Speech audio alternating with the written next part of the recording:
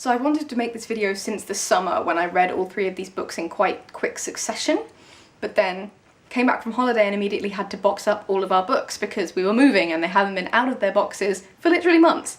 I've just unpacked them a couple of weeks ago. I mean, I could have done it before, but I like having the books on screen. This was a trilogy of books that have 2 main things in common. The first being that they were recommendations from other people. A Little Life and The Miniaturist were both recommended by my sister. She lent this to me and gave this to me for my birthday. And The Beach is one of Aiden's favourite books, and I promised him that I would read it this year. And I have done that. And the second thing that they have in common is that they don't have happy endings. Or at least not satisfying endings. Not fully satisfying endings in it, at any rate. Most of the books that I read, they do have satisfying endings, for me anyway, and I like an uplifting, happy ending. You know, something that even if horrible things have happened, it ends on a hopeful note. I've come to realise that that's something I place a really high value on in the stuff that I read and watch, because I don't like to make myself miserable, you know, just sue me. A Little Life was actually, I think, had the most satisfying ending of all of these books, which, I mean, if you read A Little Life, is really saying something, because devastating is really the word that I would use to describe A Little Life.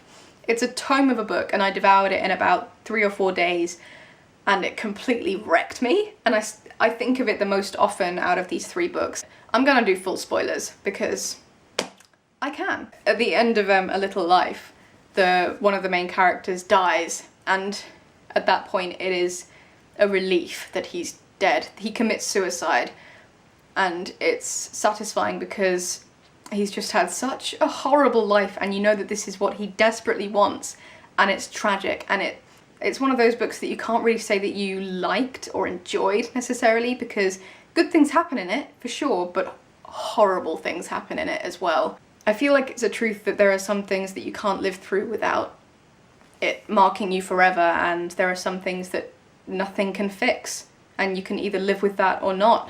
And in the case of Jude, he did live with it for a really long time, and then he lost everything and just saw no point in living anymore, and by that point you could completely empathise with that, which is a really uncomfortable position to be in, but it worked really, really well, and that's probably why it stayed with me for so long, because it was just so well written. The Beach also had really well written characters, especially in the sense that they were dislikable for the most part, but in a sympathetic way, like in an understandable way. They weren't being dicks just for the sake of being dicks, you know, it was just part of who they were. Richard especially, the main character, I didn't really like him all of that much, but I did sympathise with him, which is, again, a really weird, slightly uncomfortable position to be put in as the reader. But it worked really, really well, which was why I also raced through this really quickly in just a day or 2, I think. This one had a less satisfying ending because it felt like there was no emotional payoff in a way, because he just goes back home and that's it. It felt really jarring and odd. Also, have to mention this, if you've read this, there are 2 of the characters get mauled by sharks. When I got to that bit, I was using Aiden's bookmark for this. I looked at it and was like,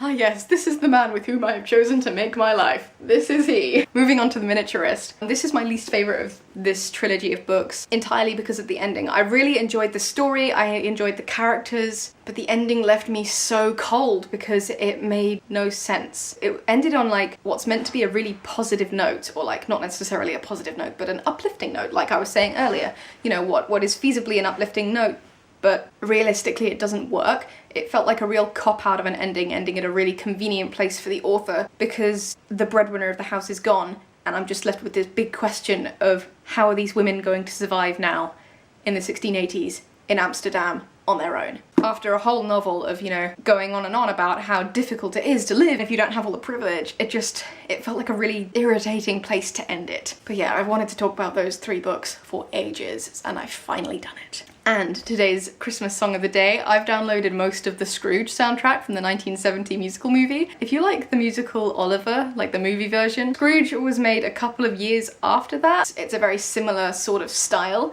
and it's just awesome, and I love it, and the music is really, really good. So Sing a Christmas Carol is the song for the day, and I will see you tomorrow. Bye! I've also decided to include any cat footage from the day in this video, or in the future videos, so here's some footage of Kitty looking out of the window and also playing. New improvised toys include sample pots from Lush and the bottom half of a fluffy keyring that I have that she's been eyeing for a while now, and I just decided to give it to her, and she loves it.